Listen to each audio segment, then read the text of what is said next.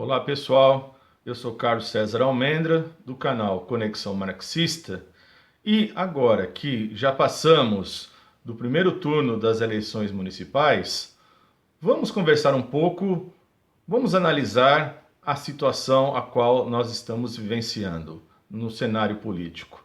E não à luz das estatísticas, que é a análise típica da ciência política estadunidense, que portanto é rasa, é pobre. Vamos dar uma dimensão mais ontológica a essa questão política, ok? A gente se vê após a vinheta.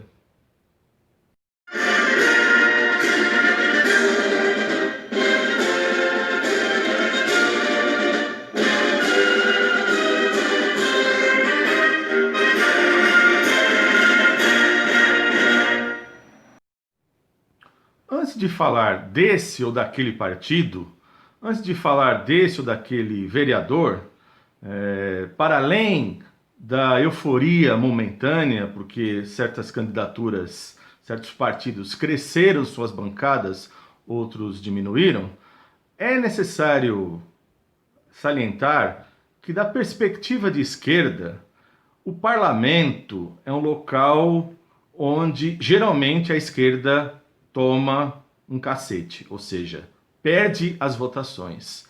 E, em primeiro lugar, é bom salientar que, mesmo se o partido, seja PT, PSOL, tenham em algum lugar aí aumentado suas bancadas, lembre-se que é para tomar uma sova em toda e qualquer votação, porque são minorias. Então, a euforia de ter eleito, sobretudo no caso do pessoal que aumentou suas bancadas, a euforia tem que ir só até a página 3. Tá? Ou seja, não pode se restringir uma análise de uma eleição, ainda mais de vereança, né? Uma eleição municipal que envolve prefeito e vereadores, a meras estatísticas saber se aumentou ou diminuiu a bancada. Isso é muito pobre. Sem contar que temos que pensar para que serve um partido político? Para que serve um partido de esquerda que resolve jogar dentro da institucionalidade, ou seja, registrar-se lá no cartório e disputar eleições? Lembre-se que um partido, ele tem que desenvolver ou a teoria ou a prática, ou os dois juntos. Ou seja, um partido de esquerda ele tem que ter uma análise profunda, ou pelo menos buscar, né, por seus quadros, alguns militantes, né, não todos, mas pelo menos alguns, que se proponham a estudar profundamente a realidade para dar minimamente um quadro, né, perspectivas de entendimento da situação para que você tenha aí, na prática, uma luta mais efetiva. Portanto, de um lado, é desenvolver a teoria, né, teoria revolucionária, ou então uma prática revolucionária. Horas, o que nós temos? A dinâmica atual partidária faz com que, nos anos ímpares, portanto, os anos que não tem eleição, esses partidos são praticamente ineficientes, irrisórios. Vocês podem estar achando que estou exagerando aqui nas tintas, mas lembre-se, o partido, nos anos pares que tem eleição, ele põe seus filiados, seus militantes, para o quê? Para trabalhar em função da eleição. Né? Só vão buscar, vão ter contato com a massa quando? Quando estão lá atrás dos seus eleitores. E a prática vem demonstrando que é isso. Nós estamos pensando aqui no maior partido dessa oposição até então, que era o PT. Né? Os demais partidos nunca conseguiram ter uma projeção como teve o PT. Seja PSTU, seja PCO, que nem vereadores conseguiram eleger, né? Estão aí há muitos anos na luta, na batalha institucional e é um fiasco, né? Portanto, na prática, não tem penetração, não tem eficácia, né? Ou seja, põe-se a querer jogar um jogo que não consegue ter uma eficácia devida. e, teoricamente, agora também acaba não se dedicando a isso porque entende que a prioridade é a prática. Portanto, nós estamos aqui num momento o qual o PSOL parece que vai, parece não, ele vai ganhando o bastão do PT em termos de projeção, e isso futuramente nós vamos ver brigas entre esses próprios partidos. Não é para já não, gente. Isso não é da noite para o dia. Mas afinal de contas, o protagonismo, você acha que vai ser tranquilo para o Partido dos Trabalhadores deixar de ser o protagonista em nome do PSOL? Lembre-se que o próprio PT, mesmo com a sua candidatura do Tato naufragando, ele não abriu mão para o PSOL. Deixou tudo para o segundo turno, para, obviamente, negociar cargos, né? Vejam que outrora o garotinho chamou o PT do Partido da Boquinha, né? Não é à toa isso. E vejam, o PT, ele tem aí um fundo eleitoral que é o maior de todos. São mais de 200 milhões de reais. Portanto, é um partido que pode estar começando o seu início do fim, né? Mas o início do fim não se dá da noite para o dia, né? Assim como os Estados Unidos está vivendo uma decadência que pode levar décadas para entrar uma decadência generalizada, né? Esse império ruir, né? O PT, que também está naufragando, não adianta me dizer, mas ele conseguiu um prefeito aqui, acolá. Não, pelo que ele já foi, né, o PT é a bananeira que já deu cacho. Né? Ele pode ganhar um prefeito aqui, acolá, mas figuras novas que estão surgindo aí, como o próprio Boulos, a Manuela lá no Rio Grande do Sul, mas vejam, é ela, muito mais ela do que o próprio partido, né? Porque o próprio partido PCdoB não conseguiu nem se reeleger lá no Maranhão, né? Então, mais ela do que inclusive não usa nem a cor vermelha do partido, né? Foi aí para um tom róseo, né? Então, portanto, essa batalha ainda vai se estender por muito tempo lá na frente, não é para agora não, né? Na verdade, há quem diga que essa relação entre presidente e prefeito, né, que na verdade, uma vez você tendo um presidente, ele acaba elegendo dali 2 anos o prefeito. Isso não é necessariamente verdadeiro. Né?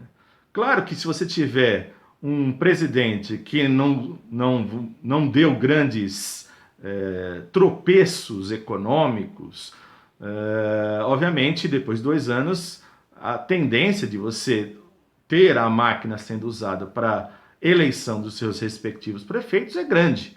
Né? Mas isso não é regra, assim como não é regra necessariamente que todos os prefeitos vão conseguir levar à frente uma candidatura de presidente, embora facilite bastante. Né? Lembre-se que o MDB foi urdido ali desde os tempos da ditadura militar e está aí até hoje. Em 1982, chegou até a praticamente governar quase todos os estados brasileiros. Né? Então, passa-se candidaturas e o PMDB, que era MDB, passou a PMDB e volta a ser MDB, porque esse é um traço do fisiologismo, né? O fisiologismo é o quê? Quando a política é mera troca de valores. E essa é a política da direita. A direita tanto faz o nome do partido, para ela tanto faz. Né? Ela não está preocupada com a questão ideológica que está envolta ali. Né? Em ideologia aqui, lembre-se que é uma palavra que tem vários significados, né? E um deles é a ideologia enquanto conjunto de ideias que te movem à prática. Né? Então, estou querendo colocar isso, né? Uma ideologia de esquerda é diferenciada nesses termos, né? Ou seja, para a esquerda, você tem que ter, obviamente, um projeto. E lembre-se que nós não temos uma verdadeira, nos termos do Chazinho, uma verdadeira esquerda, né, brasileira. Nós temos partidos na esquerda, portanto, nesse arco do capital, no arco do capital que, obviamente, não rompe com o mercado. Portanto, essa tendência na esquerda, ou popularmente conhecida como a esquerda moderada, né, tá aí e vai estar por um bom tempo. E vejam, nessa relação de presidente e prefeito, é bom lembrar que não podemos ignorar a questão presente das milícias, seja em São Paulo ou no Rio de Janeiro.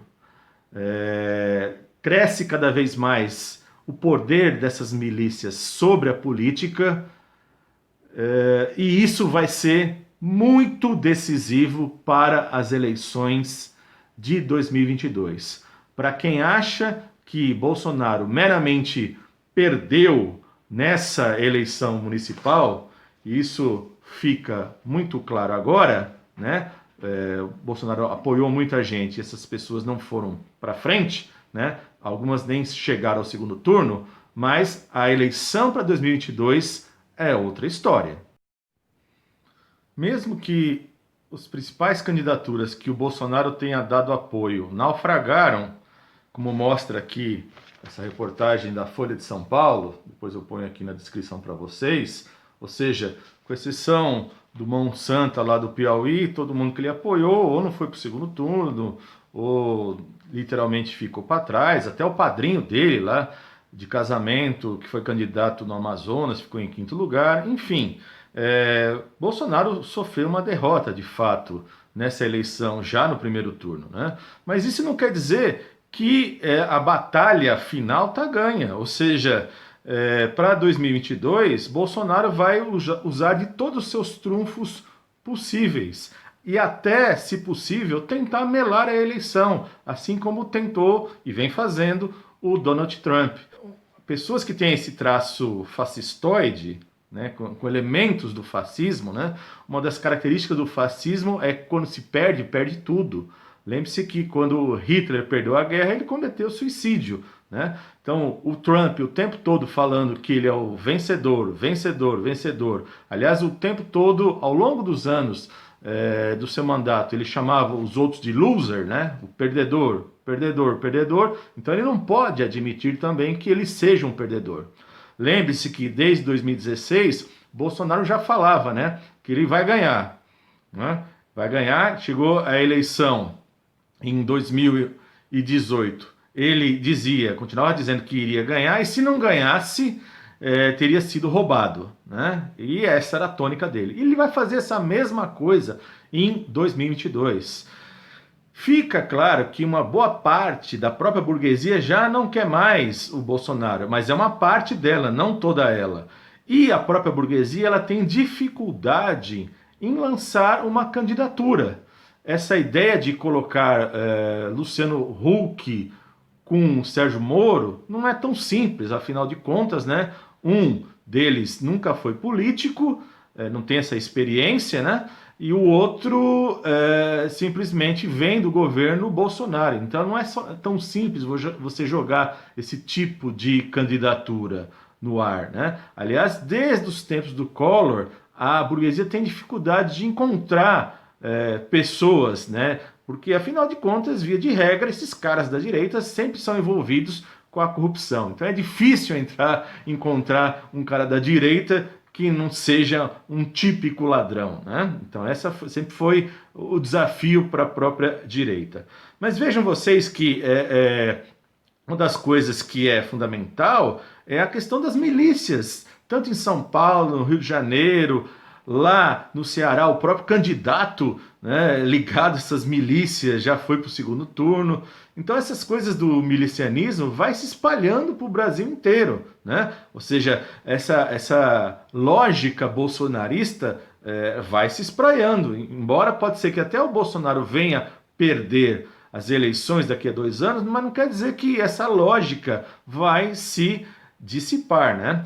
Lembre-se que o ministro do TSE, o Luiz Roberto Barroso, vem falando, né? Ah, vamos ter novidades aí para a eleição de 2012. Talvez a gente use a eleição já no próprio celular. É tudo que a milícia quer. Ou seja, se a milícia, nas eleições atuais, vai na casa das pessoas a fórceps, né? Entra lá e impõe nos bairros, né, periféricos, quem é que tá, para quem ele deve votar, né? Pega lá o título, vê a sessão que o cara tem que votar, e se não tiver depois o voto, ele que sinta a responsabilidade, ou seja, é um aviso, né? Então, imagina vocês se o cara puder votar de uma maneira que não é ir lá na urna. Se ir na urna já está complicado, claro, em nome disso eu não estou dizendo que a gente tem que votar ao papelzinho, porque é isso que o Bolsonaro quer, né? Ou seja, voltar para o papel para você ter mais tentativa de mais fraudes ainda, né? Aliás, as fraudes são uma marca também do próprio coronelismo, né? Um dos principais livros escritos sobre o coronelismo é esse aqui, de Coronelismo, Inchado e Voto, né? Que apesar de ter sido escrito lá em 1949, seus elementos estão aí até hoje, né? Nós vivemos um coronelismo urbano, né? Ou seja, não deixa de ser esse milicianismo, uma espécie de coronelismo urbano, e há de se escrever ainda, há de se estudar muito para entender isso, né? Mas os elementos estão aqui. Eu queria colocar só um tópico, né? Porque esse livro é extremamente rico, todo mundo, se possível, um dia leia esse livro, né?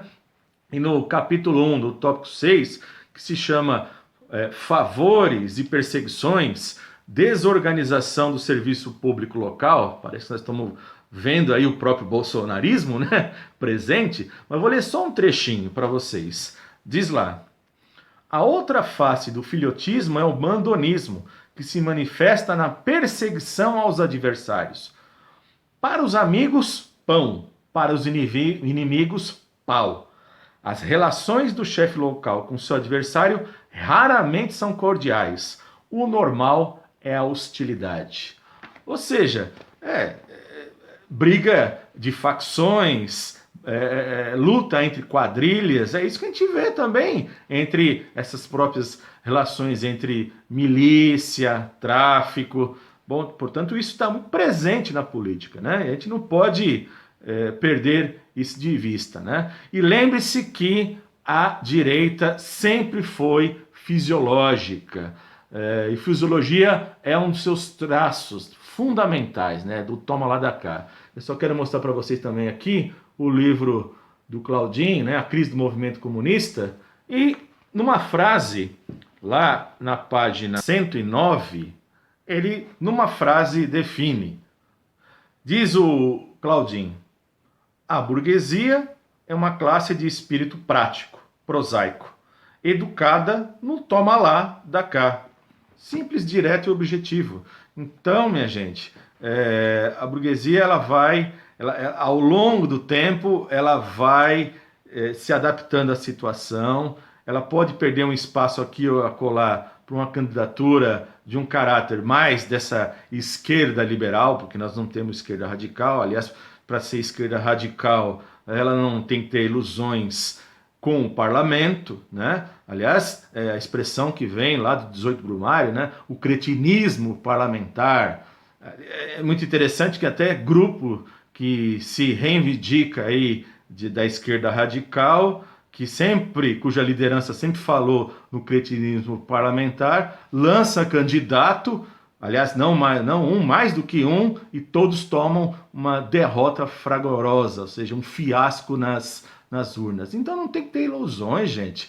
Na verdade, o papel da esquerda, que nem eu falava anteriormente, ou é ter uma análise profunda, teórica sobre a realidade, e isso implica muito estudo, muito tempo, e não é fácil, né? Isso demanda tempo, né? Desgaste, ou ter uma atuação prática, mas uma prática enraizada, né? Nas periferias, né? Coisa que a gente não tem. O PT tinha isso nas suas origens, né? Tinha lá as suas ligações com os movimentos de base da Igreja Católica, né? E à medida que ele vai chegando às prefeituras e depois ao governo federal, ele vai deixando isso de lado e passa a fazer uma política de governo, né? E quem toma espaço naquilo que era o espaço periférico da periferia do PT? É milicianismo,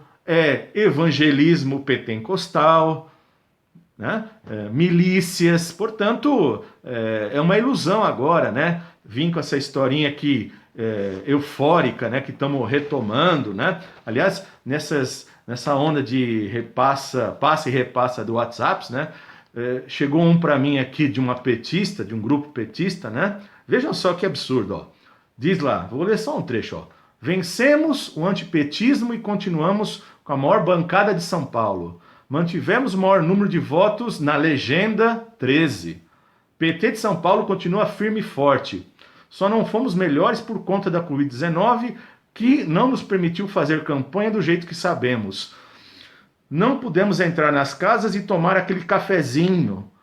Fomos conscientes e não fizemos aglomerações e foram poucas as reuniões presenciais. Aliás, é isso, né? Só vai tomar cafezinho na hora da eleição, né? Ou seja, se todo mundo acusa isso da direita, a própria esquerda liberal faz a mesma coisa, não está mais enraizada nas massas populares, né? E o PSOL vai por esse caminho, os outros demais partidos também não têm esse enraizamento, né? Então a gente vai ver isso, né? Ou seja, aquilo que eu levei aí 40 anos para ver o PT nesse início do fim, nessa derrocada, portanto uma tragédia, né? O PSOL, depois da tragédia, vem o quê? A farsa, a comédia, né? Ou seja, pode ver aí que, como é um partido também de tendências, e para variar, como o PT é uma tendência que domina todas as demais, né? Não adianta juntar as demais tendências que a hegemônica sempre dá o tom, e é o tom de uma esquerda liberal, portanto defensora do mercado, defensora do desenvolvimentismo, né? Então, sem ilusões, né? A gente vai continuar patinando nessa situação, ou seja, temos que ir para além disso, né?